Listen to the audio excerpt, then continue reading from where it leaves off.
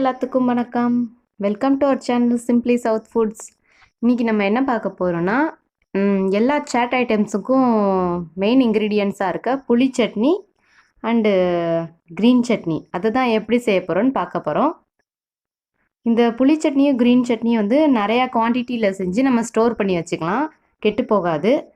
இது பானிபூரி, பேல்பூரி அந்த மாதிரி சாட் ஐட்டம்ஸுக்கெலாம் ரொம்ப யூஸ்ஃபுல்லாக இருக்கும். வாங்க அதை எப்படி செய்கிறதுன்னு பார்க்கலாம். இப்போ ஒரு மிக்ஸி ஜார் எடுத்து ஒரு கைப்பிடி அளவுக்கு கொத்தமல்லியை வந்து சின்ன சின்னதாக கட் பண்ணி அதில் மிக்ஸி ஜாரில் சேர்த்துக்கலாம். இது வந்து நிறையா குவான்டிட்டிலையும் செஞ்சு வச்சுக்கலாம். எனக்கு இப்போ கொஞ்சமாக தான் கொத்தமல்லி கிடச்சிச்சு, அதனால் நான் கொஞ்சமாக செஞ்சு காட்டுறேன். இது மாதிரி பொடி பொடியாக கட் பண்ணி சேர்த்துக்கிட்டோம்னா கிரைண்ட் பண்ணுறதுக்கு கொஞ்சம் ஈஸியாக இருக்கும்.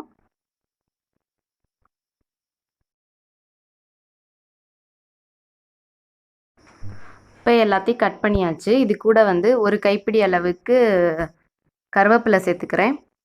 இது கூட புதினாவும் இருந்தால் சேர்த்துக்கலாம். ஒரு துண்டு அளவுக்கு இஞ்சி, 3 பல்லு பூண்டு சேர்த்துருக்கேன். பச்சை மிளகா வந்து 2 சேர்த்துருக்கேன். இது காரம் வந்து நல்லா இருக்கும், அதனால் 2 சேர்த்துருக்கேன். உங்களுக்கு காரம் கம்மியாக இருந்துச்சுன்னா எக்ஸ்ட்ராவாக சேர்த்துக்கலாம். கொஞ்சமாக உப்பு, அடுத்து கொஞ்சமாக தண்ணி சேர்த்துக்கலாம். ரொம்ப ஊற்றிட வேணாம், கொஞ்சமாக தண்ணி சேர்த்துட்டு இது கூடவே கொஞ்சம் 1 டேபிள் ஸ்பூன் அளவுக்கு பொட்டுக்கடலை சேர்த்துக்கலாம். சேர்த்துட்டு இது எல்லாத்தையுமே நல்லா ஃபைன் பேஸ்ட் ஆக்கிடலாம். நல்லா ஸ்மூத்தாக கிரைண்ட் ஆகிடுச்சு. இப்போ வந்து நம்ம புளி சட்னி எப்படி செய்கிறதுன்னு பார்க்கலாம். இது இருக்கட்டும். இப்போ அடுப்பில் ஒரு பேன் வச்சு 1 கப் அளவுக்கு தண்ணி ஊற்றிக்கிறேன்.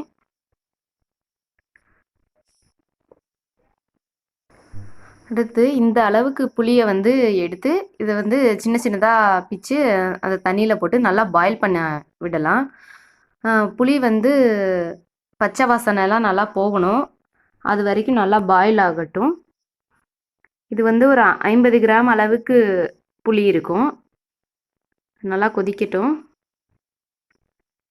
இது கூடவே நான் கொஞ்சமாக ஒரு 15 அளவுக்கு காஞ்சி திராட்சை எடுத்து வச்சுருக்கேன், அதையும் சேர்த்துக்கலாம். இது இல்லைன்னா பேரிச்சம்பழம் இதுக்கு பதிலாக சேர்த்துக்கலாம். காஞ்சி திராட்சையும் சேர்க்கலாம். ரெண்டுமே இல்லைன்னா வெறும் புளி கூட சேர்த்துக்கலாம். இது வந்து நல்லா பாயில் ஆகட்டும், தண்ணியெல்லாம் கொஞ்சம் நல்லா வற்றட்டும். இப்போ வந்து இது நல்லா தண்ணியெல்லாம் நல்லா வற்றிடுச்சு, நல்லா பாயில் ஆகிடுச்சு. இது வந்து நல்லா ஆறட்டும். ஆறுனதுக்கப்புறமா என்ன பண்ணுறதுன்னு பார்க்கலாம். இப்போ இது நல்லா ஆறிடுச்சு. இதை ஒரு மிக்ஸி ஜாருக்கு ட்ரான்ஸ்ஃபர் பண்ணிவிட்டு இதை நல்லா ஸ்மூத்தாக கிரைண்ட் பண்ணிக்கலாம். தேவைப்பட்டால் கூடவே கொஞ்சம் தண்ணி சேர்த்து அரைச்சிக்கலாம். ரொம்ப திக்காக இருந்துச்சுன்னா தண்ணி சேர்த்து அரைச்சிக்கலாம். நல்லா ஃபைன் பேஸ்ட்டாக கிரைண்ட் பண்ணியாச்சு. இதை வந்து ஒரு வடிகட்டியில் ஊற்றி நல்லா வடிகட்டிக்கலாம்.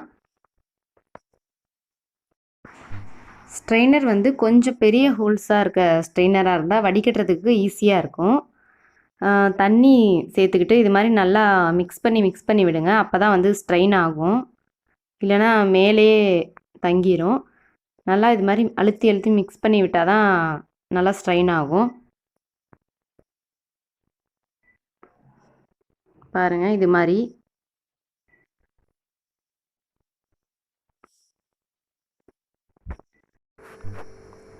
இது போல் நல்லா ப்ரெஸ் பண்ணி விட்டு நல்லா ஸ்ட்ரெயின் பண்ணிக்கலாம். நம்ம நல்லா ப்ரெஸ் பண்ண தான் நல்லா பியூரி கிடைக்கும், டேமரின் பியூரி. இப்போ அவ்வளோதான், நல்லா எல்லாத்தையுமே ஸ்ட்ரெயின் பண்ணியாச்சு.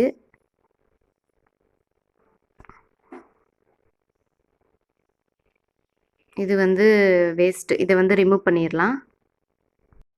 நம்ம ரெடி பண்ணி வச்ச டேமரின் பியூரியை வந்து அடுப்பில் வச்சு நல்லா பாயில் பண்ணிக்கலாம். இது கூட வந்து 1/2 டேபிள் ஸ்பூன் அளவுக்கு உப்பு சேர்த்துருக்கேன். இது நல்லா பாயில் ஆகி கொஞ்சம் திக்கான கன்சிஸ்டன்சிக்கு வரணும், அது வரைக்கும் நல்லா பாயில் பண்ணிக்கலாம். நெக்ஸ்ட்டு அது கூட 2 டீஸ்பூன் அளவுக்கு மிளகாய்த்தூள் ஆட் பண்ணிக்கிறேன்.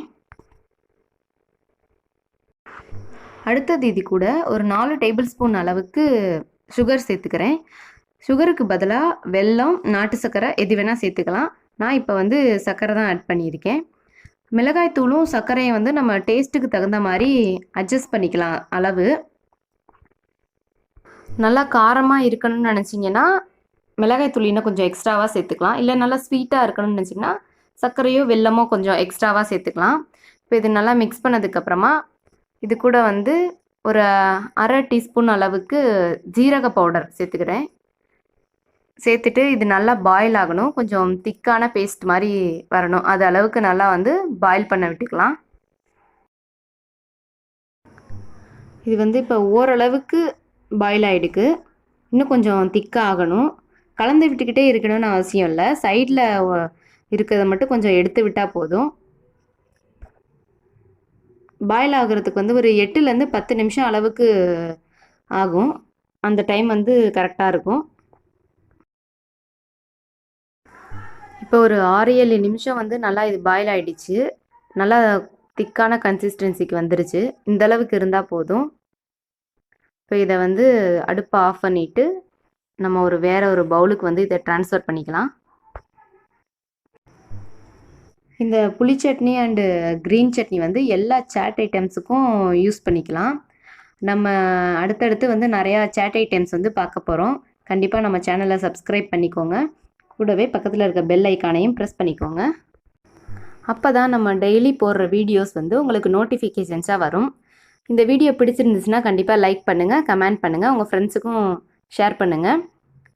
இந்த புளி சட்னி அண்டு க்ரீன் சட்னி வந்து இதை நம்ம ஃப்ரிட்ஜில் ஸ்டோர் பண்ணி வச்சு சாட் ஐட்டத்துக்கெலாம் யூஸ் பண்ணிக்கலாம். பானிபூரி, பேல்பூரி, மசாலா பூரி அதுக்கெலாம் யூஸ் பண்ணிக்கலாம். ரொம்பவே டேஸ்டியாக இருக்கும். கண்டிப்பாக இதை உங்கள் வீட்டில் ட்ரை பண்ணி பாருங்கள். எப்படி இருந்துச்சுன்னு கீழே கமெண்ட்டில் சொல்லுங்கள். பாய்.